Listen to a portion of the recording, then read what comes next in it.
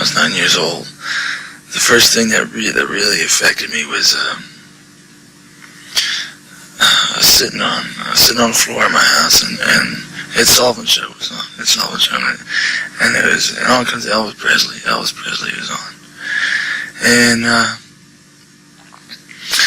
that was, a show where they only shot him from the waist up. They wouldn't shoot him from the waist down. And I saw that, and I said, and I went out. A few weeks later, and I got a guitar. I was about 9 years old, and I couldn't really play. I couldn't play it, So after a few months, plus my mother said, "Oh, you got to take guitar lessons."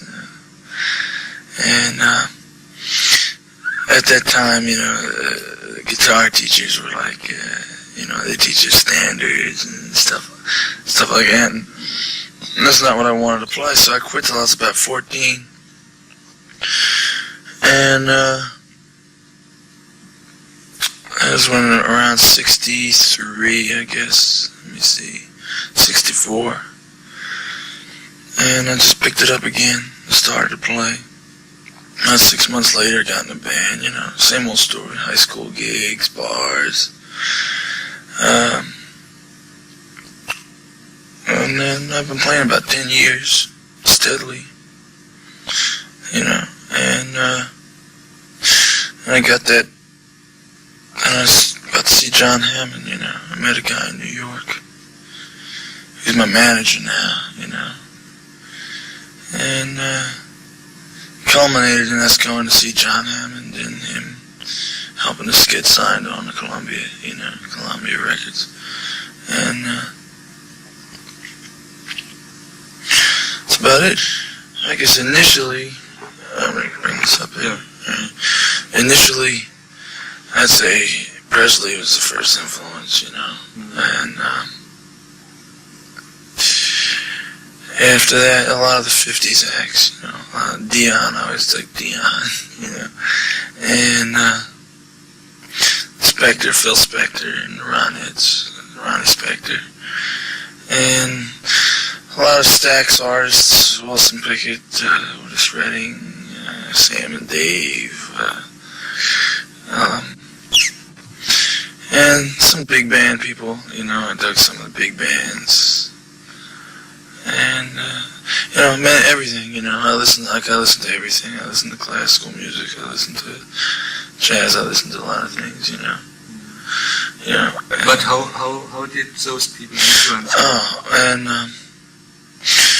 I don't know, like Presley in the 50s sort of encapsulated for me a certain spirit that, when I listened to those records, I got a, and then the 60s came along, and I was, it was a big social consciousness, in here in America, and Dylan came along, and initially I got into Dylan just through the music, through his music. I mean, I heard it on, it was on AM radio, it was top 10, Bong, WABC, it came like a Rolling Stone, and, it's great, it's just great, it's great music, and then after that, I guess, that was about it, that was about it, really, there's been lots of other people,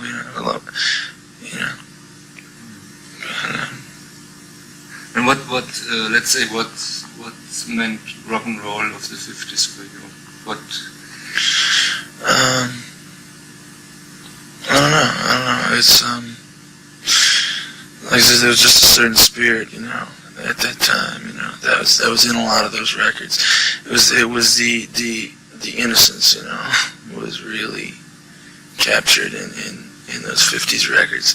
It was like nobody cared, and nobody did at that time, and there was no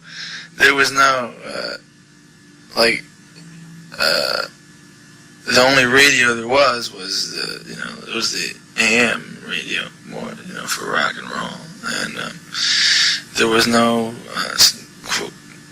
so-called underground scenes. There was nothing like that, and I don't know. To me, I listen to it a lot at home. I listen to a lot of those records, and it's because there's a certain purity and spirit and innocence that comes across, like in a lot of those records, you know, like in Ronnie Spector's singing, or any of the great records from that period, you know. And do you try to capture that spirit in your music too? Well, I don't really try. I just, you know, hope it's there, you know. It's like, I don't, you know, something as evasive and as magical as that, you know, you can't really try, you know. It's like it's either there or it's not there, you know. And, you know. But let's go to another thing before I forget it about Dylan, you know. What do you think? Do you think those comparisons are right or wrong, you know?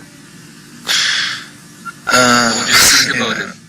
I don't think about it, you know. It's like, if anyone, if you look, I think there was what happened in the beginning was there was a certain superficial similarity that a lot of people picked up on, you know.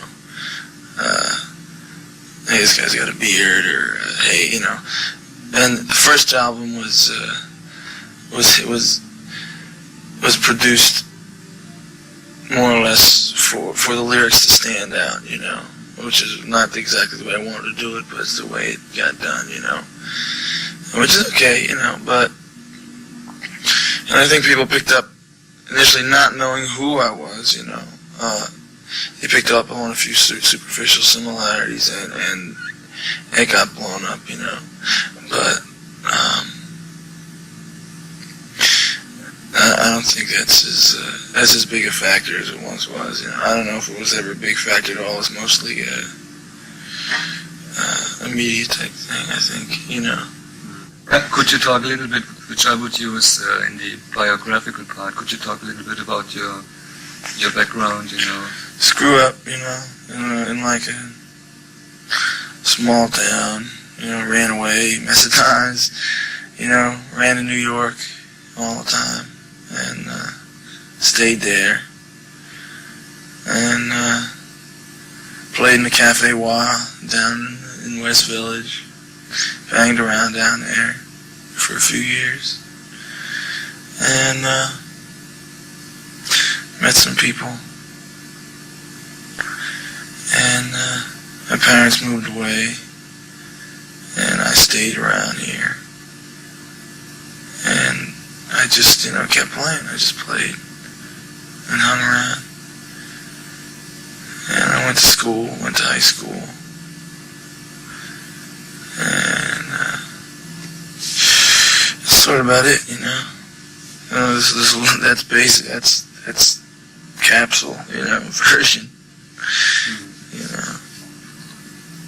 What do you think about that you, in a certain way, you get so much coverage right now? Let's say critics respond to your music, and I don't know, you know, I guess it's good, you know. I mean, I don't try to, it's nice, you know, it's nice, okay, you know, it's dynamite, but I don't get hooked up in it or involved in it, because papers are just papers, you know, and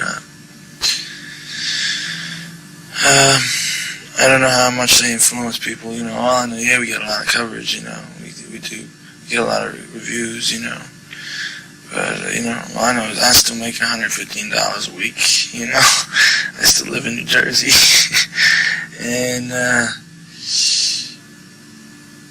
you know, it's like, I don't know, the main thing is I'm glad, you know, I got a good band, and I can, you know, I can have, you know, jobs to play, and some things to do, you know, and I get to travel around and stuff. I don't know, you know, I don't know anything about the press, or, you know, what's going on with them, you know. It's just people, that's what they do. I mean, there's people that play, people, you know. But I mean, suddenly you are recognized, you know. Well, I don't know if it's real suddenly. It's like 2 years ago when I recorded my first album, it was a big deal, you know. And then it cooled out because and the record company cooled out on us and didn't want to promote our second album. And then they decided they did want to promote a second album, and we started to do a few, like we played in New York, you know. We hadn't played in New York in a while, and the band had changed a lot. It's like I don't know. I'm getting better, you know. I don't know. It's like. What was the reason why you didn't want to promote the second album? I don't know. It was a million reasons, you know. There's like a million reasons and like no reason at all. You know, just. I guess it was a case of somebody just didn't believe in it, you know. Didn't think it was right because I was.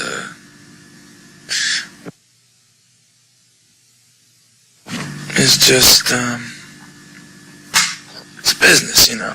See, in the end, nothing, it doesn't matter, you know. Nothing. That's the funny thing people don't realize is that, alright, so you don't get promoted, and so this doesn't happen, and that doesn't happen. But in the end, it doesn't matter. And if you got music, if you got something, you know, the music and, that's it, you know. It's like, if you're gonna win, you're gonna win, you know. If you're born winner, you're gonna lose, you know. And,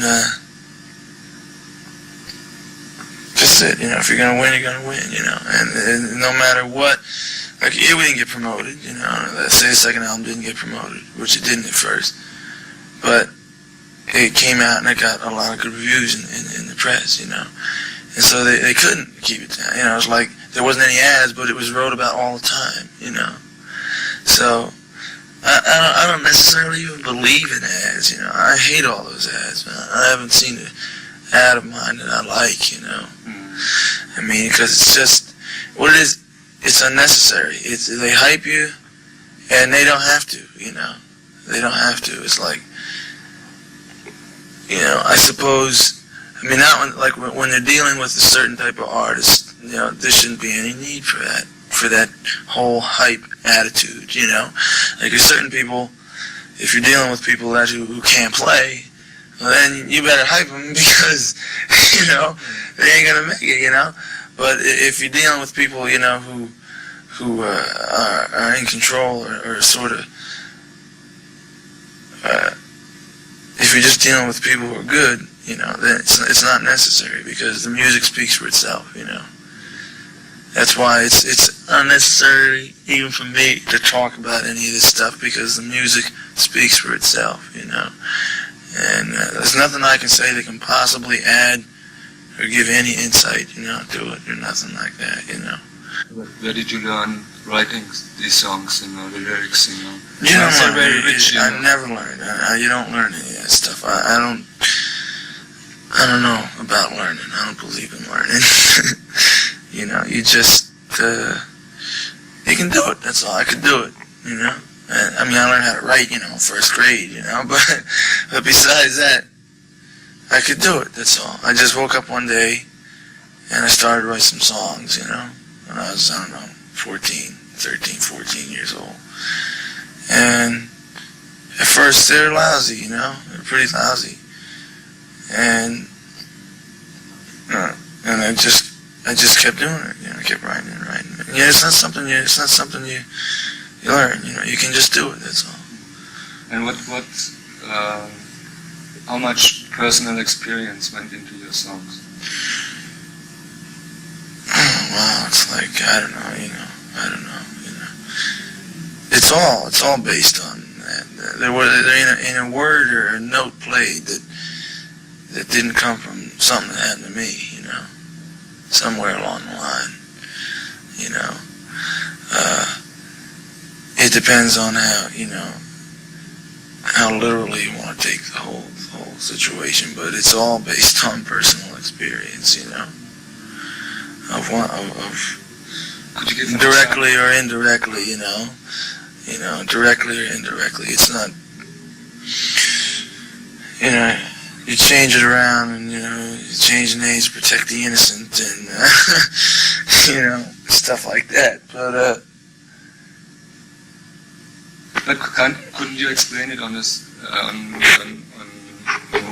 one song? Let's say that I like this one, the 4th of July, you know. I mean, what kind of personal experience did it have?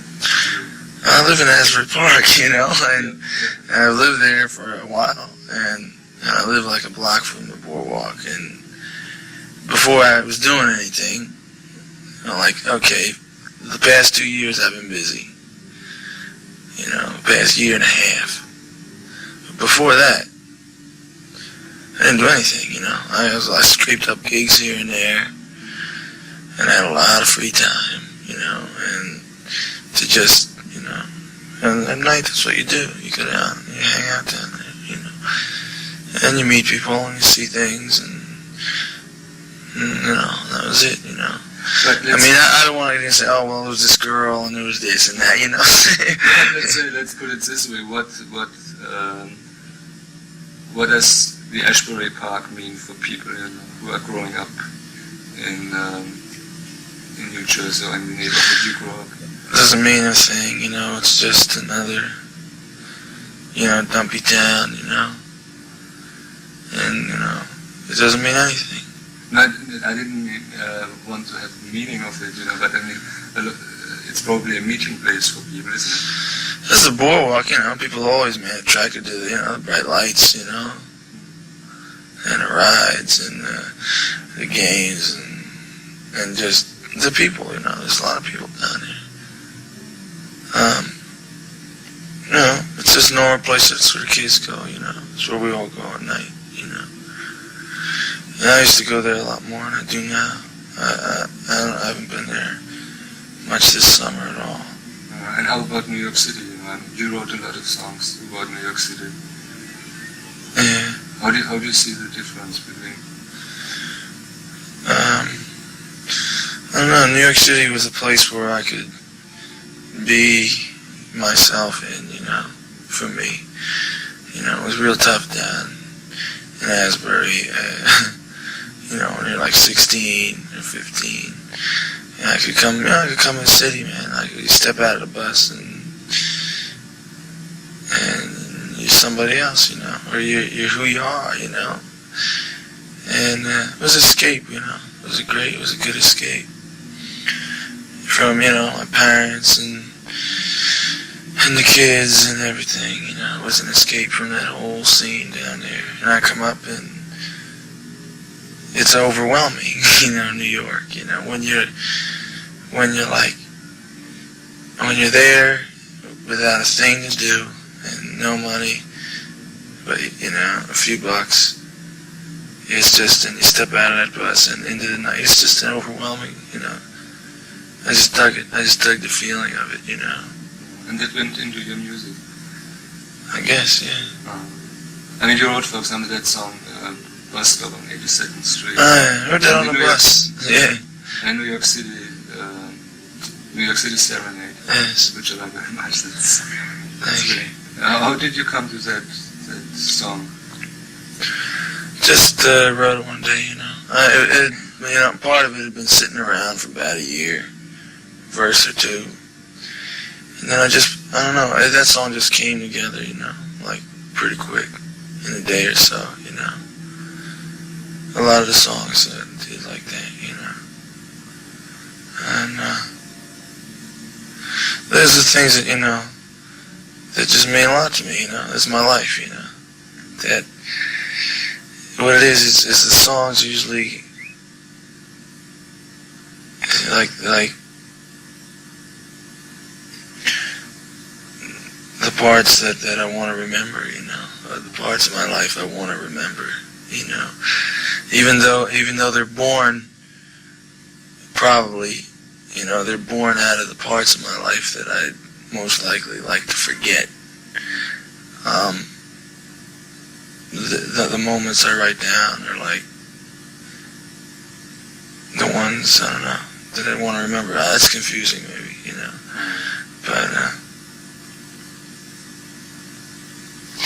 but What's okay? Let's go to what you're gonna prepare another album right now. What will be on that album? I don't know yet. I don't know. Like, I write a lot during recording. I get, those last blasts of energy, But some new songs, Specifically? Oh, I don't know, I haven't even really, we've been performing one or two of them. But, I changed my mind during the course of recording so much, and I can stuff and write so much new stuff that I couldn't even say, There'll be just some more things, some new musicians, and should be good, should be interesting, But let's say, I would like to ask you one more question which concerns New Jersey, growing up in New Jersey, music. What does it mean really growing up in a suburb or so on? Could you talk about that? Or in comparison to New York City? In comparison to New York, you got a little more room, I guess. You got a little more room, and, I don't know, I don't know, it's, see, that's one thing, that's one thing I was fortunate to have, like, when I was a kid down in Jersey, I always had the option of, splitting to the city. I could come into New York, and when it got too much for me, I could always go back, Now, there was a lot of cats that just didn't have that particular option, And, so I sort of was able to choose, I try to choose the best of both worlds, Which is why, I can write, optimistically about a lot of, tough subjects, I can see, I know, how I can write, about how good it is just to be, being in the city in the summer, and at night. There was a lot of people, get trapped, in here, and, but I always had the option, I could run here, to get away from there. Then I could run there to get away from here, And, some ways that was good, some ways it was bad. Okay, could you say something on that song, Kitty is Back? It's just what's it say? Striptease number. That's what that is. That's, it's the follow-up to, what was that guy? David Rose Orchestra. David Rose Orchestra. There's nothing to say about it. It's just, that's a strange song. That's it's, sort of big bandy, it's just the way it sounds. It's, I like it because it communicates the heat, You get the heat, That's why I'm going to add a trumpet player to my band, because the trumpet is an instrument that communicates incredible heat, And that's, that's what I want, Different instruments have different temperatures, And depending on the guy who's playing it too, but the trumpet has just got that great,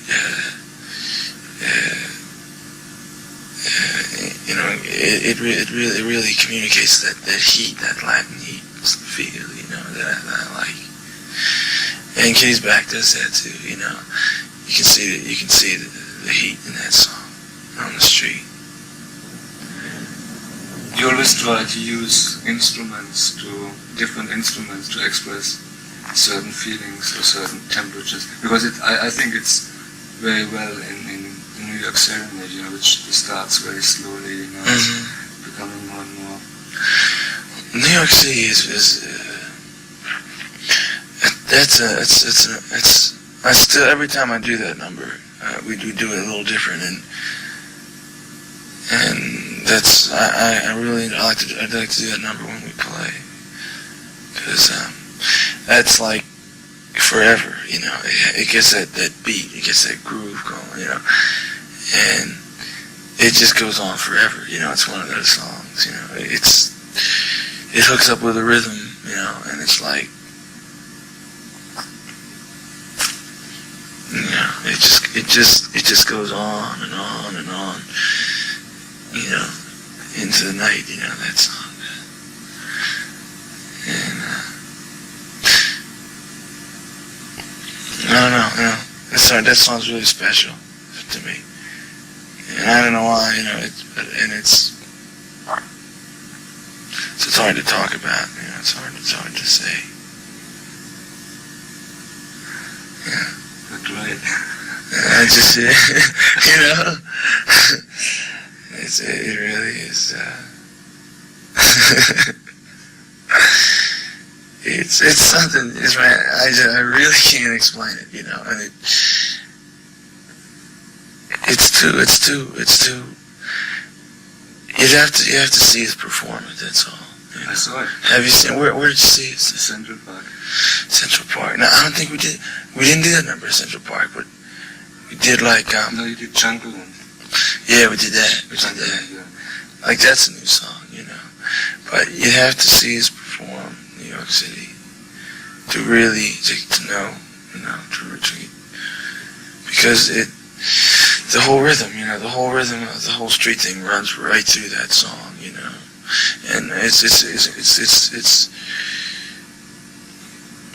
plays. It's like there's so many little battles going on inside it, yet it all works together. You got the strings, and you got Clarence's, you know, Clarence plays the sax on that, and there's like so much. There's a lot of tension. This is something about that, because I can't play the both albums, you know. Mm-hmm. And but specifically, I would like include also Rosalita, you know. Mm-hmm. Could you say something about that song, you know?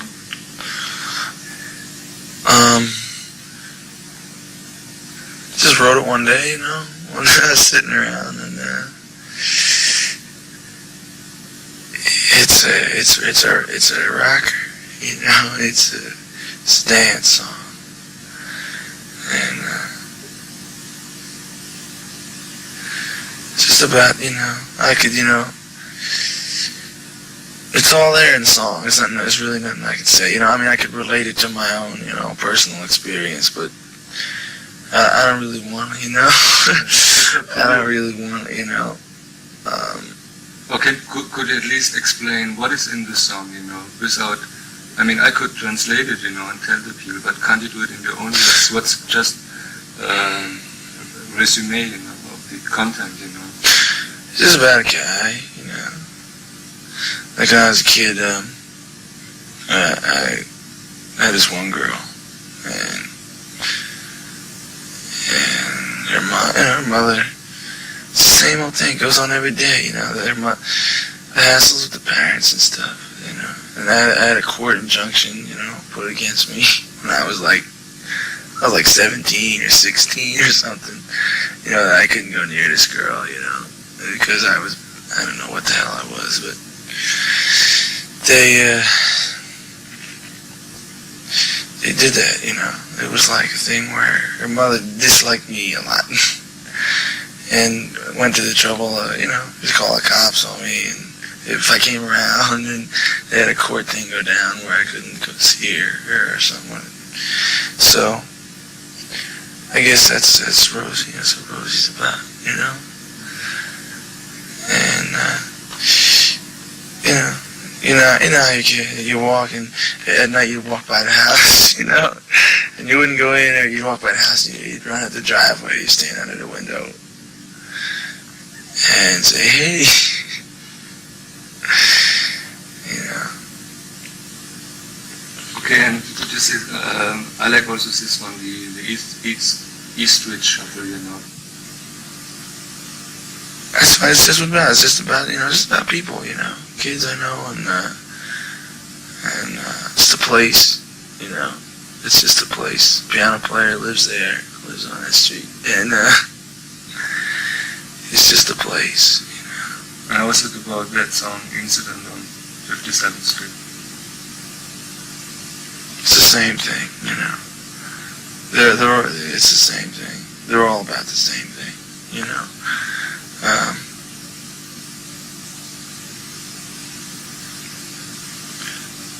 just decisions and, escapes and taking stands and doing everything that people gotta do, day to day.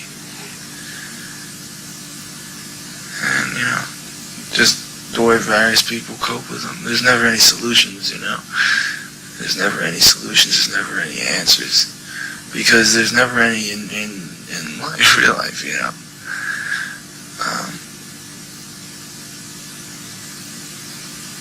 Are you pessimistic personally, or what? I don't think so, I think I'm real optimistic. But why aren't there any solutions? Because there aren't, there never is. There just aren't any.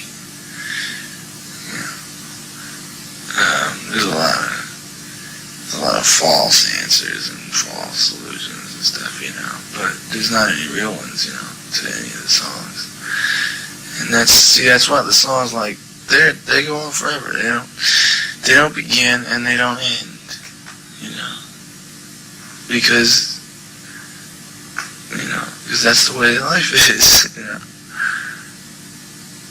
And it's like it's day to day, Just moments, incidents, day to day, It's not like, and then he died. There's no stuff like that, It always goes on, Goes on and on and on and on. All the songs should fade out, as a matter of fact. It should never end.